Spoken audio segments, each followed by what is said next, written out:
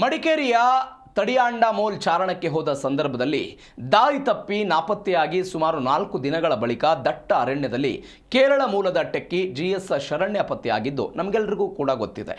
ಕೇವಲ ಒಂದು ಬಾಟಲಿ ನೀರಿನಲ್ಲಿ ಆ ಕಾಡಿನಲ್ಲಿ ಜೀವ ಭಯದ ನಡುವೆಯೂ ಬದುಕಿ ಬಂದಿದ್ದನ್ನ ಎಲ್ಲರೂ ಕೂಡ ಕೊಂಡಾಡ್ತಾ ಇರುವಾಗ ಕೇರಳ ಟೆಕ್ಕಿಯ ಚಾರಣ ಪ್ರಕರಣಕ್ಕೆ ಸ್ಫೋಟಕ ತಿರುವು ಸಿಕ್ಕಿದೆ.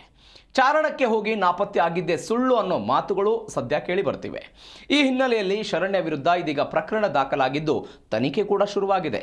ಕೇರಳ ಟೆಕ್ಕಿಯ ಮೇಲೆ ಅನುಮಾನ ವ್ಯಕ್ತಪಡಿಸಿ ಭಾರತೀಯ ಜನತಾ ಪಕ್ಷದ ಕೊಡಗು ಜಿಲ್ಲೆಯ ಗ್ರಾಮೀಣ ಘಟಕ ನಾಪೋಕ್ಲು ಪೊಲೀಸ್ ಠಾಣೆಗೆ ದೂರು ಕೊಟ್ಟಿದ್ದು, ಪ್ರಸ್ತುತ ಸಾಮಾಜಿಕ ಜಾಲತಾಣದಲ್ಲಿ ಶರಣ್ಯ ನಾಪತ್ತೆಯ ಬಗ್ಗೆ ನಡೀತಾ ಇರುವ ಚರ್ಚೆಗಳು ಸಾಕಷ್ಟು ಅನುಮಾನಗಳಿಗೆ ಕಾರಣ ಆಗಿದೆ. ಯಾವುದೇ ರಾಜಕೀಯ ಒತ್ತಡವಿಲ್ಲದೆ ಈ ವಿಚಾರದ ಬಗ್ಗೆ ಸಮಗ್ರ ತನಿಖೆ ನಡೆಸಬೇಕು ಅಂತ ಬಿಜೆಪಿ ಪೊಲೀಸರನ್ನ ಒತ್ತಾಯಿಸಿದೆ. ಐಟಂ ಯಾವುದೇ ಇರಲಿ ಟ್ರೈ ಮಾಡಿ ಆಚಿ ಚಿಕನ್ ಮಸಾಲಾ.